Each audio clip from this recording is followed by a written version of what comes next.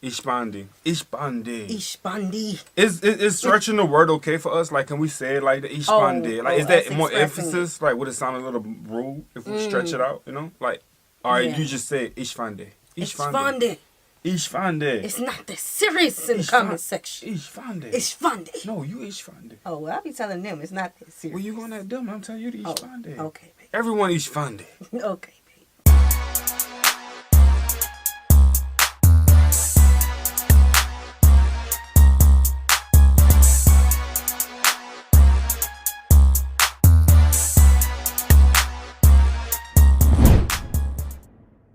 What's good, y'all? It's the Demouchets React, and we're back with another video. Who we got today, C? Today we're back with another American reaction. Super excited about this video. If you're new to us and we're new to you, make sure you scroll down, hit that subscribe button, and turn on the post notification bell because we're on the road to 200K. And we cannot get there without you guys, all right? Join the family. Without further ado, let's get into the video. Let's get it. I'm going to start with two phrases that you just have to know. I hope you know them because they're really basic. So, Guten Tag is the way you greet people, and this means, hey, hello, Guten Tag. Guten Tag.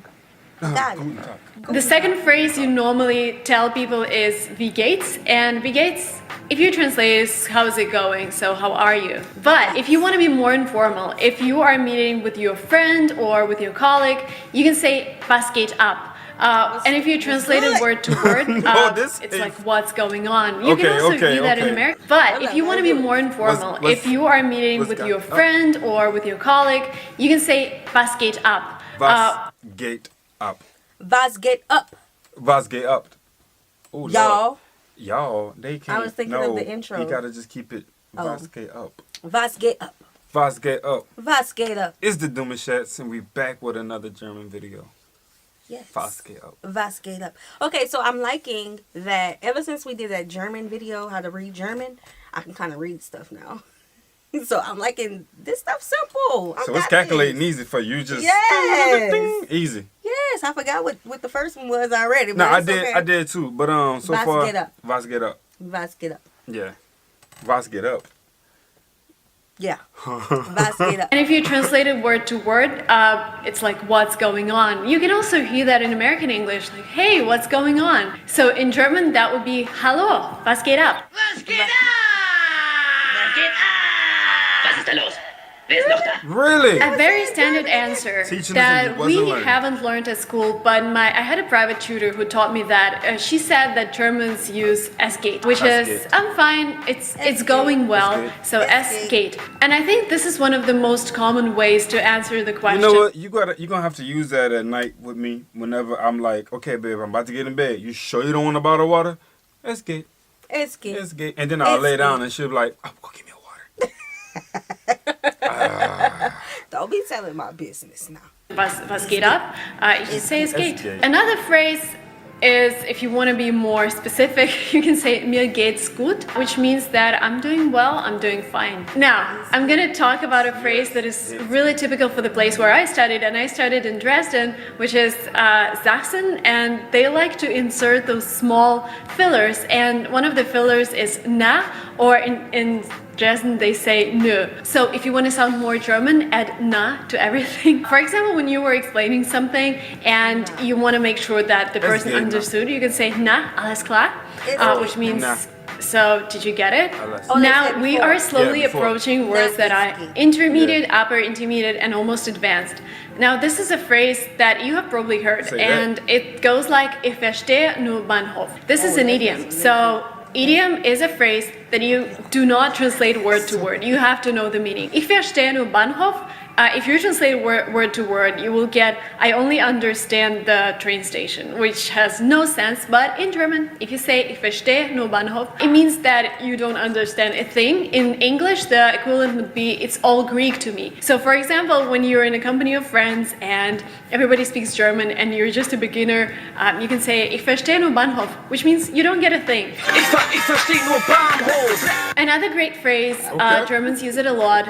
Aller Anfang ist schwer, which means every beginning. Oh Lord, from the top. Let's hear it one more time. You can say ich verstehe nur Bahnhof, which means you don't get a thing. Ich verstehe nur Bahnhof. Another great phrase, Germans use it a lot. Aller Anfang ist schwer. Aller avant ich. Aller avant ich gehe. Aller avant ich gehe. What that Oh, mean? yeah, the W do make that V sound for us. Yeah. Ich gehe. Aller avant ich. I'm not sure. I don't think she said it, but I kind of want to. Which means every beginning is tough, which is true. But when you're studying something new and you're struggling, for example, you're studying to learn German and it's going really slowly, you can write on your wall, alles Anfang ist schwer.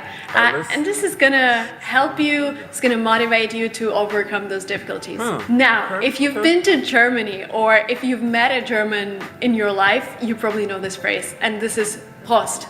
This is the same as cheers. So when you drink Prost. German beer, when you want to cheer, you say Prost. Prost.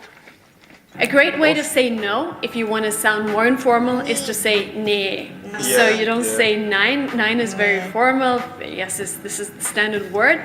But nee is, again, really informal. You can use it in the circle of friends. Somebody asks you, do you want to go somewhere? You're like, nee. Another great phrase is auf jeden Fall, which means in any case. Auf jeden Fall gehen wir nach Los Angeles in einer Woche. In any case, we're gonna go to. Auf jeden Fall. Auf jeden Fall. Auf jeden Fall. Another great phrase is Wait a auf minute. jeden Fall, which means in any case. Auf jeden Fall gehen wir nach Los. Auf jeden Fall. I'm trying to see what it's all. Auf jeden Fall. Fall. You said it. Auf jeden Fall. Okay. Bet. Angeles in einer Woche. In any case, we're gonna go to Los Angeles in a week. Another filler word, when you are thinking of something and you're kind of agreeing with the person, but you still have some doubts, you can say naja. For example, somebody tells you something and you're like, naja, aber ich wollte das nicht machen. If you translate it into English, it would be well. So, well, yes, that sounds good, but I didn't want to do that. Word number 13. I think only Germans have it. I don't know, Russians maybe have it as well, but the word is jein, which is ja and nein together, which is like yes and no together. Oh, maybe. I don't think there is an equivalent in English. But jein, again, if you are in doubt, you don't want to agree, but you don't want to disagree, you can say jein. The next word is one of my favorites. It's chillin', and if you know English, and you should know English because you're watching this video, it's the same as to chill. Chillin'. Okay, that's the most simplest one. Thinking of an example. Was willst du machen? Ich will chillen. What do you want to do? I just want to chill. When somebody invites you to do something and you want to I'll go, probably say something like, nah, chilling. Because that's simple. You see, you can say no, chilling, or I just want to chill. You know, it just makes sense. Okay. Chilling. Okay. I can remember that one. That one's okay. That Chilling. was okay. you can say, ja, ich bin dabei. For example, when somebody invites you to go out, you can, instead of just saying yes, you can say, ja, ich bin dabei. When somebody starts annoying you and you're like, come on, dude, relax, you can say, entspann dich. Which means relax. Come on.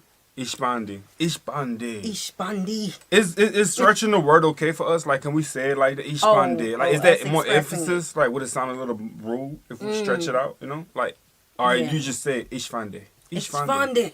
Ishbandi. It's not that serious in the comment section. Ishbandi. Ishbandi. No, you Ishbandi. Oh, well, I'll be telling them it's not that serious. Well, you going that dumb? I'm telling you to Ishbandi. Okay, baby. Everyone Ishbandi. Okay, baby. Okay. Be the peacemaker. There you go. Entspann dich. Oh, no, I wasn't. Entspann dich. Now we're going to go into the awesome synonyms. So there are several ways that you can say awesome in German. Instead of saying schön or wunderbar, there are other words that you can use. First word is geil. Geil means awesome, as I already said. The second word is fett. And you can use it in the meaning of awesome. And the third word is krass. It can have a negative meaning as well when something is really disturbing, you can say krass, but normally it's a really strong word for awesome. When you are sick of something, when you're tired of something, you can say, ich habe die Nase voll. Die Nase voll haben means to be sick of something, to be tired of something. And again, this is an idiom. You do not translate it word to word. This doesn't mean that something is... Alright, so see, scale 1 to 10, how tough is this so far? 10 means very tough. 1 is, oh, this is a piece of It's cake. going from 1 to 10. Quickly. Quickly. I feel that. I agree, because I think it's the longer words. Yeah. It's definitely the longer ones. Yeah. See, it's easier for me to like start off with the basic greetings and stuff like that. Yeah. Because I would learn it quicker. You know? I gotta say it really slow, because I gotta hear myself say this before I can just spit it out. It gotta sound right. I don't want to sound crazy. Yeah. Not at all. Stuck in your nose. This is just the meaning of being tired of something. The next phrase is Bock haben, and it comes Bock with the haben. preposition auf. Ich habe Bock aufs Essen, which means yes, I would like to eat something. Bock haben. Another phrase, I use it in English all the time, fingers crossed. The equivalent in German is jemandem die Daumen drücken. Ich drücke dir die I Daumen. bet you I would love to hear C say this one, huh? Let's see her see it. Yeah, but then the Wait Which a minute. means yes, I would like to eat something. Wait a minute. Bock haben. Another phrase, I use it in English all the time, fingers crossed. The equivalent in German is jemandem die Daumen drücken. Jebidum dudam drutoken. Drew Token. That was good. Jebidin Yeah. di dam bin. Woo. Go ahead. Go I off. got the last one. Bro, I the forgot turtle last and one. the hair. You was burning me right now, because that one was tough. Yeah. Mm. It's like I'm starting to understand how it's written. I can read it. Kinda. Yeah. So are y'all aware that you have like a bounciness when y'all speak? Like in y'all words? Because I that's how I'm catching on so far. Yeah, like up, down. The up, downs. The syllables. Ich drücke dir die Daumen, which means I'm keeping fingers crossed for you. Ich werde dir die Daumen drücken, dass du bestehst. When you want to tell somebody to wait a little, you can say einen Augenblick bitte, which means My turn. Go ahead, babe. Einen Augenblick bitte. Sound like it? One more time. I gotta hear her say it, and then I'm gonna go back door, okay? One more keeping time. fingers crossed for you. Ich werde dir die Daumen drücken, dass du bestehst. When you want to tell somebody to wait a little, you can say einen Augenblick bitte, which Einen Augenblick bitte. I hope I said that last part right. It sounds like she said Augenblick. Ein Augenblick, not ein You said Augenblick. block. Augenblick. I'm using the. I know. I have tools that I'm trying to use right now. Okay. Einen Augenblick, bitte. Ein Augenblick bitte. You hear that? means can you wait for a twinkle of an eye, like for a really, really short period of time. Einen Augenblick bitte. See, she Okay, said now like we're I gonna said. go a little Oh, into I the was phrases way that off. you would use if you're traveling to Germany, if you are buying stuff and you want to ask somebody for something at the shop. When you want to know the price, you say wie viel kostet das? Which means how much does this cost? Wie viel kostet das? When you go into the shop and the shop assistant approaches you, he or she will probably ask you, was möchten Sie? Which means, what do you want? What are you looking for? The next one, really useful for Americans traveling abroad. I've just realized that some banks actually charge you a foreign transaction fee when you use your American card abroad to pay in a foreign currency. It's safer to carry bargeld with you, which is cash.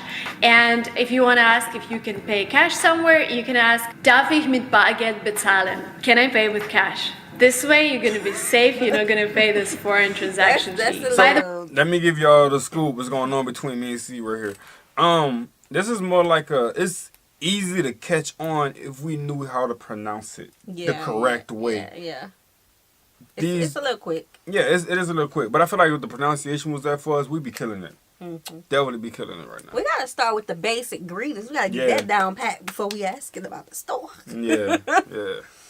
way, if you want to travel to Germany and if you don't want to be just a tourist who just walks around and looks at beautiful palaces and houses, but actually immerses in the German culture, I would advise you to take a language course. And when I was 18, I went to Germany, to Berlin, to a school called WS, and I took a German course there. I stayed with an amazing local family, and the story is, you know what their last name was? It's not swearing, it's their last name. It's fuck. It's just the same spelling, F-U-C-K. And when I first said it, I'm like, is it real? Then I realized it's German word. Yes, this is the last name, but that was so hilarious. Yeah, they were amazing. They were like the best host family in the world. They didn't speak a word in English to me. They just used German, so I had to practice and practice all the time. Facts. So you want to go to Germany, check out the link below. LinguaTrip was inspired. LinguaTrip is my company, and it was inspired by one of those trips when I had to look for everything myself and figure out the school myself, accommodation. Link will be below, and I will be super happy if you use our website to travel to Germany to practice your German. So imagine you're already in Germany and you went out with your friends to get some, I don't know, Wiener Schnitzel to eat and get some beer. You're finished with your eating and you can say, Die Rechnung bitte, which means check please, can I pay?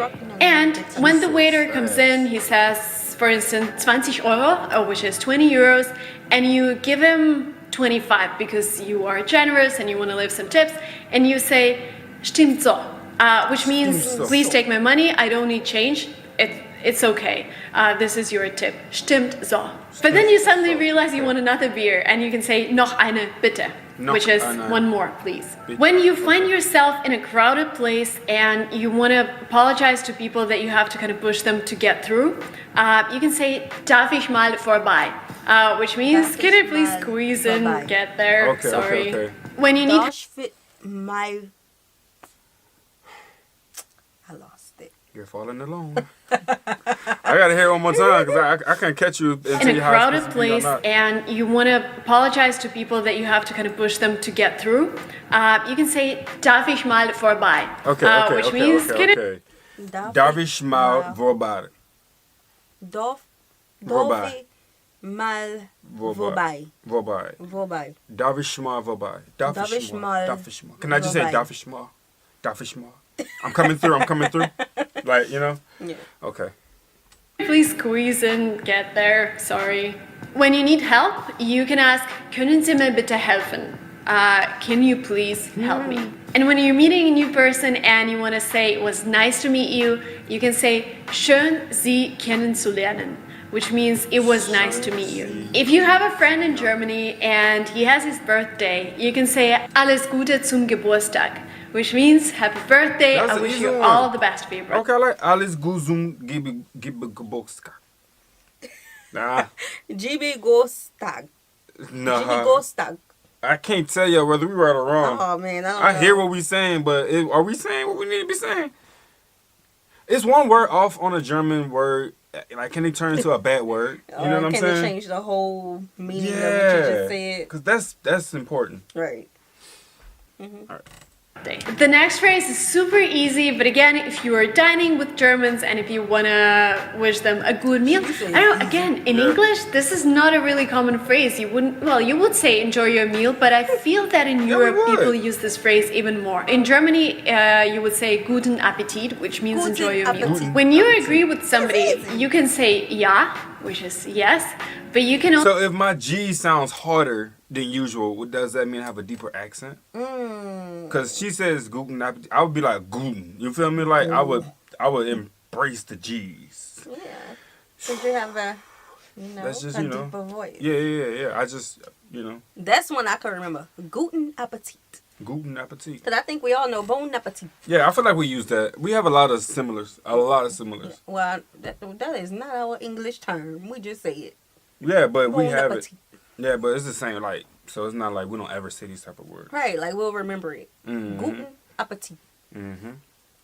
Also say, ich stimme dir zu, which means I agree with you. Another idiom that Germans use a lot is der Zug ist schon abgefahren, which means the ship has already sailed, it's gone, I'm sorry you missed your chance.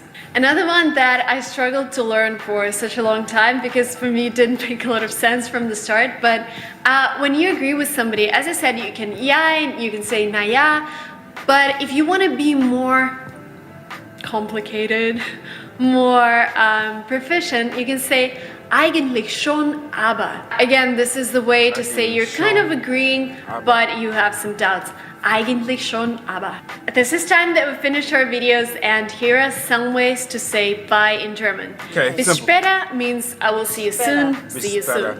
Okay. Mach's gut is the equivalent of have a good one, have a good day. Mach's gut. And your favorite one is tschüss, which means bye-bye. Like Thank you so much for watching this video up to the very end. The useful links will be... Alright, you guys, we're going to stop right here. That was pretty dope, bro. Like, it was a lot. After saying these words over and over again, it really kind of like awakens something. You know what I'm saying? It's like a new way of speaking. Like, I've never thought it was this complicated in a sense, but yeah, easy. I know if we pronounce the words right, we'll kill it. Yes, I feel overloaded a little bit. That's what it is. I think that's what it is. Yeah, but there are some words that's going to stick with me. Yeah. This video is sponsored by Squarespace. This one's for lovers of English as much as lovers of German. German is hard. Learning it means studying an array of rules, mastering 3 grammatical genders, and knowing whether you're using the nominative, accusative, genitive, or dative. But in this video, we're ignoring all of that. He said 3 genders? Yeah. Masculine, feminine. Don't know the other one. Oh. We just have words. Right, okay. He, she. Yeah, basically. I'm going to give you some simple tricks that are going to help your chances of understanding the German words written in front of you, whether they're on a billboard, a menu, or in a movie. By the end, we'll be able to decipher this gibberish to the untrained eye into something that any English speaker will be able to understand. No prior German knowledge required. Even if you don't want to learn German, do keep watching though, because the reasons why these tricks work tell us a lot about our own language. German and English have history. Los geht's. Let's go. So let's get that mystery document back up. The key to decoding this is mainly going to lie in swapping letters in and out to make these words look more like English. So it's kind of like from let's go was let's get. It's kind of like they just kind of scramble the words up basically. So if I can see the word inside the scramble, pronouncing it will still give me the understanding of what I'm actually saying. I don't know how to pronounce it. I have absolutely no knowledge of German words. Right, neither do I. But we can learn today. Now I know they be having those little, asterisks and dots and all that, but I don't have no knowledge of German words. So this is going to be interesting. It's going to be funny hearing you say it. I'm going to try. Exactly why it's possible and what it's got to do with all of these guys later. But the key point is that English and German are part of the same language family. They share a common ancestor that they both developed from. And by retracing that development, you can find consistencies in how they differ.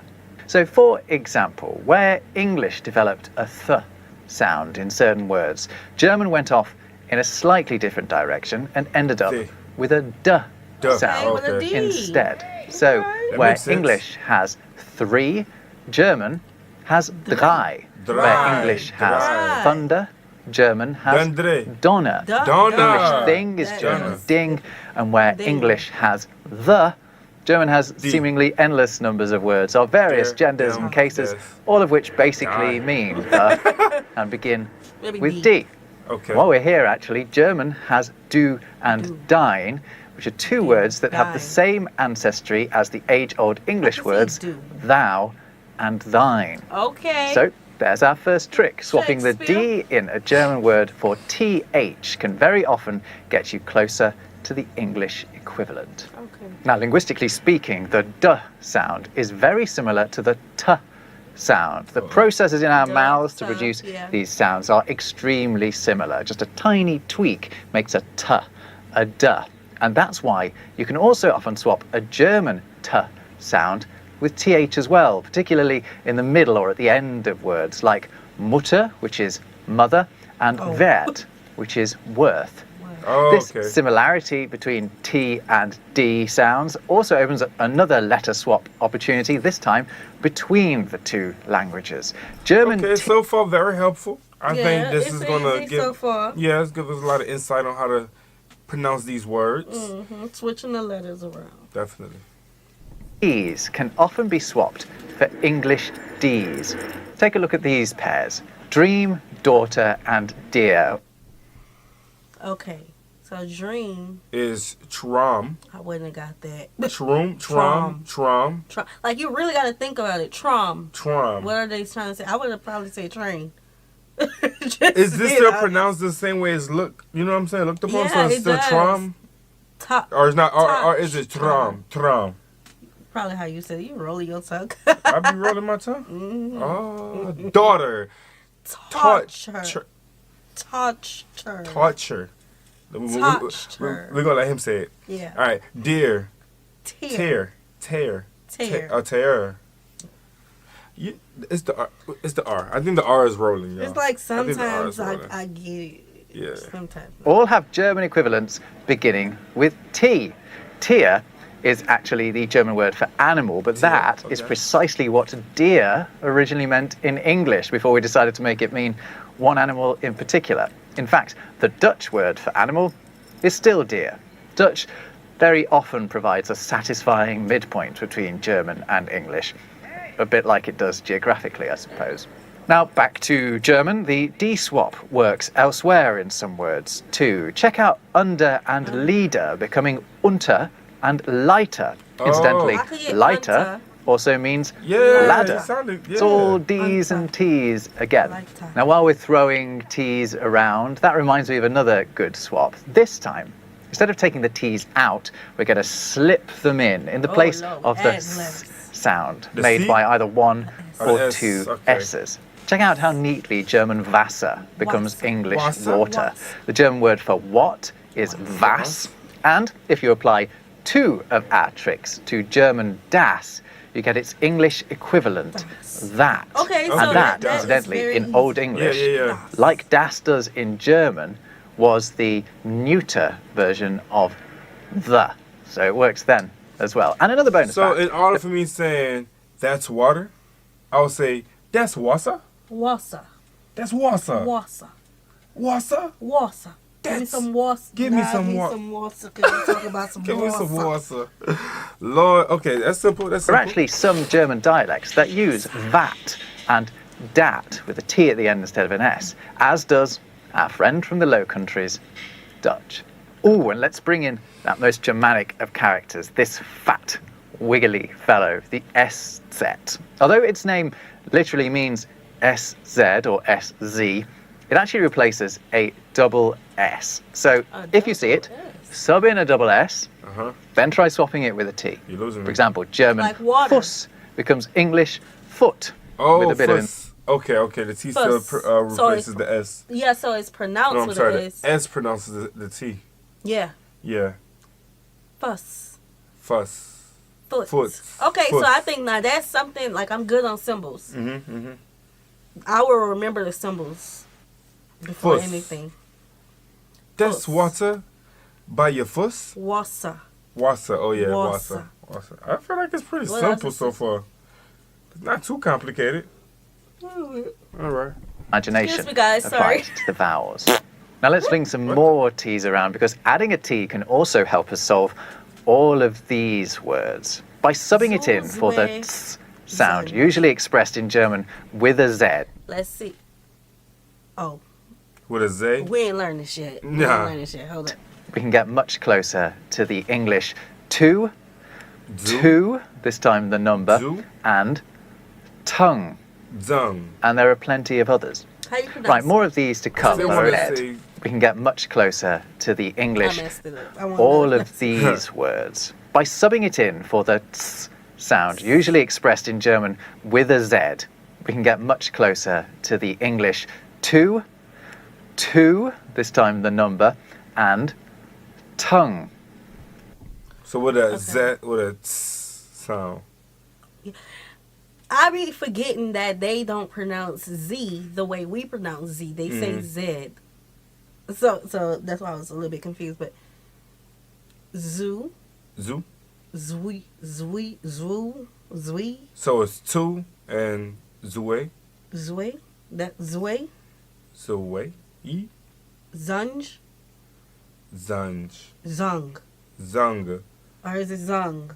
Oh, the G-E-G. Zung. Zung. Well, because it's tongue, I would say zung. Zung. I just kind of made it wrong. 'Cause I I don't was gonna know. say something, but it's inappropriate. Yeah, I don't even know if it's supposed to. So it's zung or Yeah. zunj. But tongue is not pronounced tongue. It's pronounced tongue. Tongue. So zung. I don't know. I'm not too sure. Zoo. I got the beginning. Zoo. But the rest of it's like I just don't know how to read now. No, it's some adjusting. Okay. And there are plenty of others. Right, more of these to come, but I realise it's a lot to take in with all of these consonants flying around. I've become somewhat consonant incontinent, haven't I? So let's take a break to understand why these tricks work when they do, which I admit is not 100% of the time, but the hit rate is really good. We'll get to the cool reason just as soon as I've introduced you to this video's sponsor, Squarespace. Squarespace empowers individuals to create their online web presence or launch their passion project. I created my own website using Squarespace, and it was really simple. It's cleverly designed to enable you to easily move things around and change the look of your pages. There are also powerful analytics tools to tell you who is visiting your site and from where. Someone visited mine from Vietnam. And if your passion project involves setting up shop online, Squarespace can help you do that, including selling merchandise. And that reminds me, we need to come up with some good ideas for some t-shirts. So head over to squarespace.com for a free trial, and when you're ready to launch, go to squarespace.com/robwords to save 10% off your first purchase of a website or domain. So earlier I said our translation tricks had something to do with all of these guys. Well, what did I mean? Well, what do Rapunzel, Hansel and Gretel, Little Red Riding Hood and others have in common? The answer is that they're all fairy tales featured in the collections of Germany's famous Brothers Grimm, Wilhelm and Jakob. By the way, brother is another word that our tricks work on, because you can just swap the D in the middle of Bruder in German for a TH and you basically get brother. Anyway, Jakob here is our hero because, as well as working with seinem Bruder to bring together and reimagine European fairy tales, he was also a prolific linguist. So I mentioned earlier how English and German are from the same language family, the Germanic languages. In fact, more specifically, they're both Western Germanic languages. And Jakob Grimm was one of the driving forces behind an ingenious theory about how Germanic languages developed together, known as Grimm's Law.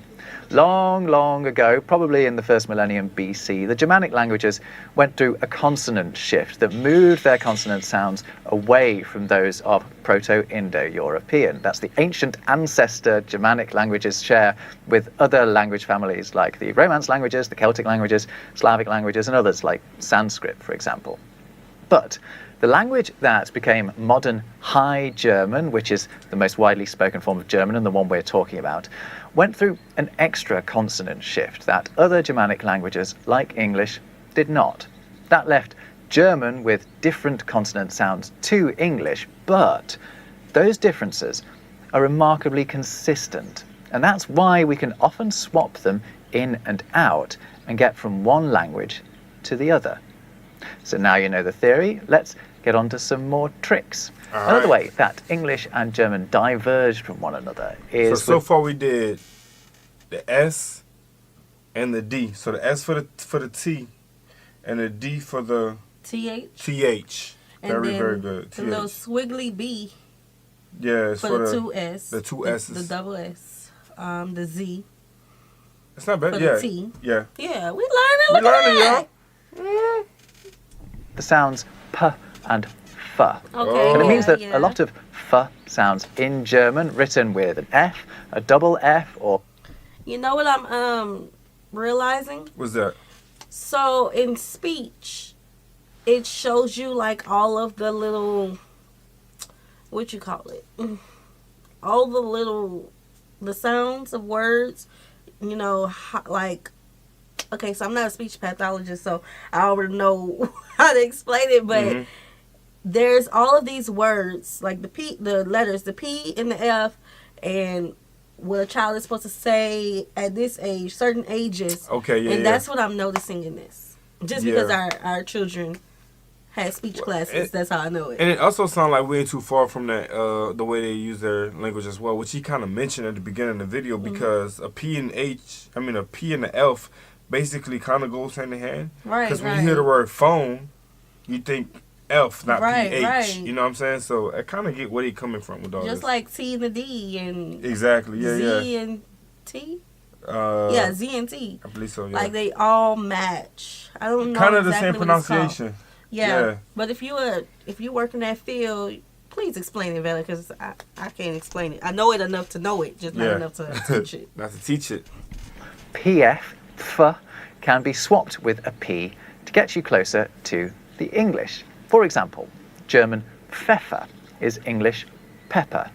Pfeifer is pipe. They're both double whammies. But German Auf has the same linguistic root as English up, and German Hoffer is English hope. There are so many of these as well. Schiff and ship, yeah, I'm getting a little apfel lost. and apple. This one really does work. So remember, when the English P, the Germans F. Flame. Now the next swap is a piece of cake, or in German, ein Stück Kuchen. You can often sub this CH in a German word for a K and get closer to the English, like Kuchen and cake. Also, German machen is English make, although it also means do as well. Suchen is related to English seek, and a German Buch is an English book. And again, actually, once you do these swaps, you basically get to the Dutch version. And I mean, of these listening words. to it, you could tell this, like how he's breaking it down is really cool. Yeah, because I feel like you can really learn this from a sit down and go, have a few, lessons. But the swapping words is really not difficult. It's the pronunciation that's offering that you be like, whoa, I've never thought said it like that before. It's just becoming familiar with how it's written in German. Yeah. Mm-hmm. Yeah. Yeah, these are getting confusing though. Yeah, it's a little tricky. So let us tune in. Check out Machen. So Dutch viewers, do feel free to use these cheats with your own language too. German Ich becomes Dutch Ich, both of which mean I, and incidentally, Old English for I, as in me, was Ich, or something like it. My pronunciation of Old English is always dreadful. Anyway, that's all a Dutch distraction, because I was just going to point out that German words that begin with a K often have an English equivalent beginning with C. Yeah. Cake is a good example of that one as well. A German Kuh is a cow, Kreuz is a cross, and lots of others and then if you are look at really it, obvious, like Kul. Okay, he just covered it. But if you look at it with the S's and all that, it's like, because he's swapping just one word, you got to remember all the other words that need swapping as well. So that's the little confusion that I'm starting to see. Yeah. The growth in it, Like, some of their words have more letters than I was like, the cake, I don't think I would have been able to get the cake. No. So they have silent letters. It seems like they have silent letters. For the cake, it's a Kuchen. Oh, nah, he everything's pronounced. pronounced. Yeah, it sounds like everything's pronounced. Okay. Tour and culture. You're unlikely to struggle with ones like that. Now, any more for any more? Yes. Hanging out at the end of the alphabet are W and Y. And they hold the key to another couple of handy switcheroos you can do. We're going to try swapping them in for German G's. Let's take the German word Tag. So we already know what to do with the T. We're swapping it for a D, aren't we? Remember, dream and daughter? And now let's try, as I just suggested, removing the G and putting in a Y. Day. So G for we end up with day. Oh no. What's the German for day? It's Tag. Tag. Yeah. Another fascinating historical fact. The Old English word for day we get a was little this. bit advanced. We need to stay. Notice anything? It has a G at the end, although it was actually pronounced more like a Y. It was something like die. Again, my Old English is dreadful. Anyway, some more G and Y swaps. German Weg is English way. German sagen is English say. And if the Y doesn't work, just give a W a go. German Bogen is English bow. And I've just thought of another good one, actually. A lot of B's in German are V's in English. Take a look at the German words for live and indeed for liver. Also to give, which is geben, and to stick things together is kleben, which is a relative of English cleave. Cleave is a fascinating word because it can both mean to separate and to put together. Have you ever noticed that? Little doggy. Had enough of these yet? Well, don't make me stop before I get to my triple letter score trick with CHT. German words contain... Like, he basically giving us a whole pop quiz. we still in the beginning stage. Yo, you can see how easy noticeable this is. It's just swapping the words. It's the extra words for me where I'm having the trouble at. Yeah, I don't know, yo. We have to keep going. CHT often have a similar English word with GHT instead. I give you light, both in the sense of the shiny stuff and the stuff that's easy to lift. Yeah. I also give you night, eight, and sight. And there are others. Ones to watch out for, though.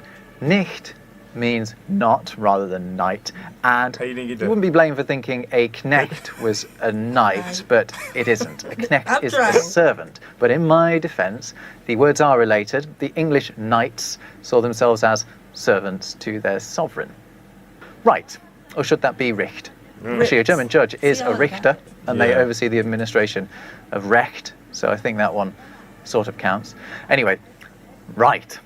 Those are all the tools you need to be a consonant trickster. So let's put them to the test and bring back this from earlier. And if you hadn't already worked out what this is, it does tell you at the top. Let's see. Hold up. The T, we're going to switch that out for a Z. Yeah, your cheat sheet, you ready for me? You see this shit? You can't read it? No, you reading it fine. Okay, so the T, we're going to switch that out for a D.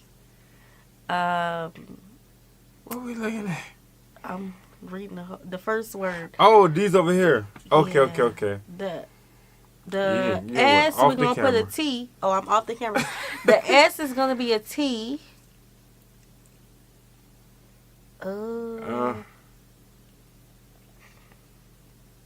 Yeah, let's try that. Reel us in. What we got? So the D. So what's this word? No, you gonna help. Dagus. Oh, what we swapping the S for? The S is for the T's. The T. So no, the T's for D, huh? So this is a D and this is a T. Yeah, let's let him say it. Yeah. Argus menu. Let's work our magic on the T and swap it for a D, and the G for a Y, and we get something very close to Day's menu. This is today's a menu of the day's specials. What's for starters? Cremige Karottensuppe. Well, already we see that we can do another G and Y swap in the first word, and we get much closer to the English word creamy. And then we can swap the K at the start of the next word with a C, although I suspect you'd already worked that one out. This is creamy carrot soup. Und is just German for and if you need any help with the last word, swap the T at the end for a D, and you can work out that that's bread. Bread. The next word is a bit tricky. You probably already know what a schnitzel is, a delicious breaded cutlet. But what about the start of the word, though? Well, swap the K with a C and the B with a V, and you get calves. Does that look like any English word to you? No, I would like to buy a vibe. How about calves? Okay. Kalb is the German for veal, the meat of a young cow. A calf. Mit is just the German for with, and we came across Pfeffer earlier. It's our double whammy P swap, giving us pepper. And sauce is conveniently the English spelling. There is a German word for sauce that is extremely similar, but the English, or rather French spelling, is also used. Apple cake. The PF again swapped for a P gives us an apple. Then swapping the K for a C and the CH for a K. It's close enough to cake to work it out, like we did earlier on.